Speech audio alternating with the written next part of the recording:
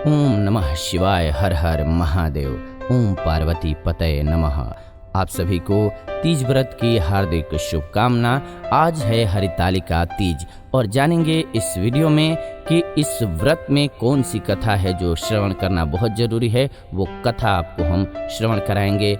शिव जी और माता पार्वती से जुड़ी हुई कथा है। बहुत ही सुंदर कथा है। इस कथा को श्रवण करना जरूरी होता है इस हरितालिका तीज व्रत में। तो एक बार प्रेम से कमेंट में ओम नमः शिवाय हर हर महादेव लिखिए। आइए आगे बढ़ते हैं और कथा का श्रवण करते हैं। भाद्रपद महीने के शुक्ल पक्ष की तृतीया तिथि हरितालिका तीज के नाम से जानी जाती है। शिव पार्वती जी के भक्तों में ये बहुत लोकप्रिय है। आज यानी कि 8 तारीख को बात करें तो रात के 2 बजे से तिथि स्टार्ट हो गई है तृतीया की, और जो शास्त्र है वो उदया तिथि को लेता है, इसीलिए आज 9 तारीख को व्रत है। ये पर्व शिव पार्वती जी के अखंड जुड़ाव का प्रतीक है। समाज में पति और पत्नी के बीच जो जुड़ाव है वह क्या है?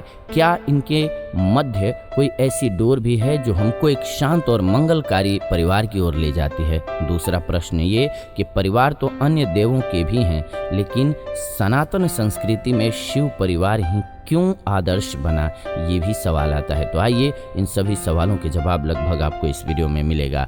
भगवान शंकर और पार्वती जी के मिलन के कई प्रसंग हमारे लिए आदर्श हैं। शिव पुराण से लेकर के श्री रामचरितमानस तक अनेक ग्रंथों में शिव जी और पार्वती जी को श्रद्धा और विश्वास की संज्ञा दी गई है। श्रद्धा पार्वती जी हैं और विश्वास साक्षात भगवान शंकर हैं। जब एक दूसरे के प्रति श्रद्धा और विश्वास होगा तो वह आदर्श परिवार होगा। जहां इनमें से किसी एक की भी कमी होगी, परिवार संकट और क्लेश में घिर जाएगा। शिव प्रसंग में 2 स्त्री आती हैं, एक सती और दूसरी पार्वती। हम पार्वती के रूप में स्त्री को अंगीकार करते हैं। क्यों? पार्वती जी को ही हमने अक्षत सुहाग की अधिष्ठात्री माना है, क्योंकि वहां समर्पण है। सती प्रसंग में अपनी जीद है, लेकिन पार्वती के रूप में हर स्त्री सौभाग्यवती है। हरितालिका तीज का प्रसंग भी इसी से जुड़ा हुआ है। अविवाहिताओं के लिए मुख्य रूप से यह व्रत होता है, जो पूर्वांचल और बिहार इत्यादि में प्रमुखता से किया जाता है। यानी कि बिहार, उत्तर प्रदेश, पश्चिम बंगाल में ये व्रत सावन में तीजोत्सव के रूप में आता है। हरितालिका तीज भादो यानी कि भाद्रपद महीने के शुक्ल पक्ष की तृतीया तिथि को होता है, जो कि आज है। दोनों की कथा एक ही है, लेकिन मर्म दोनों का व्यापक होता है। आइए जानते हैं, आगे बढ़ते हैं, श्रवण करते हैं। प्रेम से बोलिए ओम नमः शिवाय। पूर्व जन्म में सती होने के बाद देवी ने अगले जन्म में पार्वती के रूप में अवतार लिया। भगवान शंकर को पाने के लिए घोर तपस्या की, अन्न जल तक का त्याग कर दिया। उनका शरीर पर्ण के समान हो गया। यहीं से देवी का नाम अपर्णा पड़ गया। भूख और प्यास को सहन करते हुए देवी ने केवल एक ही प्रण किया कि वह शंकर जी को ही वरण करेंगी, यानी कि उन्हीं से शादी करेंगी। तब तो पूरा हुआ, लेकिन भगवान शंकर कहाँ मानने वाले थे। कथा आती है कि तारकासुर के संहार के लिए शंकर जी ने पार्वती जी से विवाह किया, क्योंकि तारकासुर को वरदान प्राप्त था कि शंकर जी के पुत्र गर्भ से जो उत्पन्न होगा उसके द्वारा ही उसकी मृत्यु होगी। अंततोगत्वा कार्तिकेय के रूप में पार्वती जी ने पुत्र को जन्म दिया, और तब जाकर के तारकासुर से इस धरती को मुक्ति मिली। हरितालिका तीज इच्छित वर की कामना का व्रत है। इच्छित वर की कामना को गलत नहीं माना जाता है और ना ही गलत मानना चाहिए, बल्कि इसके व्रत भी बनाए गए हैं। हरितालिका इसमें से एक है। कालांतर में सुहागिन स्त्रियां भी व्रत को करने लगीं, पार्वती जी की तरह निर्जल रहने लगीं। मुख्य उद्देश्य एक ही है, शिव ही शिव हो, यानी कि कल्याण हो, परिवार में भी और दाम्पत्य जीवन में भी। शिव कल्याण के देव हैं और पार्वती जी कल्याणी हैं। पारिवारिक और वैवाहिक सभी संस्कारों की नींव शिव परिवार से ही पड़ी है। ये सुखी और आदर्श परिवार है। इसमें कार्तिकेय के रूप में गर्भोत्पन्न शिशु भी हैं, तो मानस पुत्र के रूप में गणेश जी भी शामिल हैं। अशुभता और शुभता का संकेत देने वाला नादिया भी है, तो श्रद्धा के रूप में साक्षात पार्वती जी भी हैं।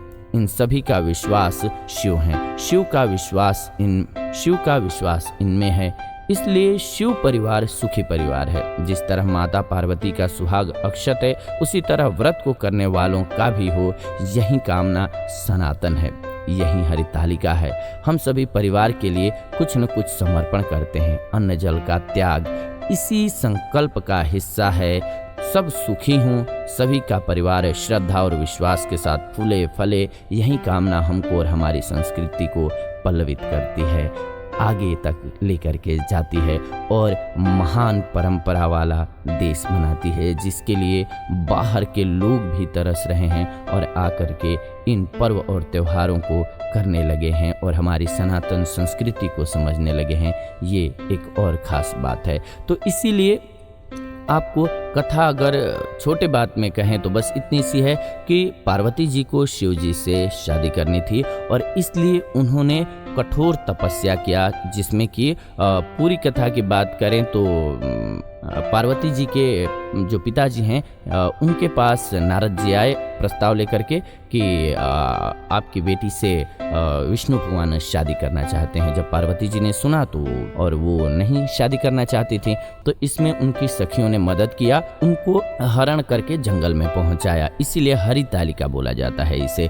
तो इसके बाद जंगल में उन्होंने जाकर के ना कुछ खाया और ना ही कुछ पिया, वहाँ घोर तपस्या किया। इसी से भगवान शिव प्रसन्न हुए और उन्होंने शादी के लिए हाँ बोला और फिर बाद में शिव जी की शादी हुई। तो इसीलिए इसे इच्छित वर की प्राप्ति के लिए अच्छा व्रत माना जाता है। आप सभी को एक बार पुनः हरितालिका तीज की हार्दिक शुभकामना। उम्मीद है आपको ये कथा बहुत पसंद आई होगी। ऐसी ही नई जानकारी, नई कथा हम आपके लिए लेकर के आते रहते हैं इस चैनल के माध्यम से।